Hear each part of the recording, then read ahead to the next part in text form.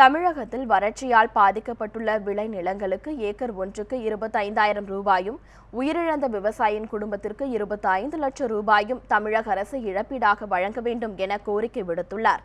மொழிப்போர் தியாகிகளின் நாளையொட்டி பாமக சார்பில் சென்னை பெரம்பூரில் நேற்று நடைபெற்ற பொதுக்கூட்டத்தில் கலந்து கொள்வதற்காக வந்திருந்த அன்புமணி செய்தியாளர்களிடம் பேசும்போது இதனை தெரிவித்தார். அவசியமாக உடனடியாக மத்திய அரசு நிவாரணம் கொடுக்கணும். அது ஏன்னா இன்னும் தாமதப்படுத்தக்கூடாது. இல்லை நான் ஒவ்வொரு நாளும் விவசாயிகளுக்கு மிக மோசமான ஒரு சூழல் இருக்குது.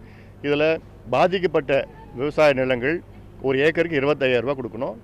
அது பணப்பெயர் கிராஷ் காப்னா வந்து 1 லட்ச ரூபா கொடுக்கணும்.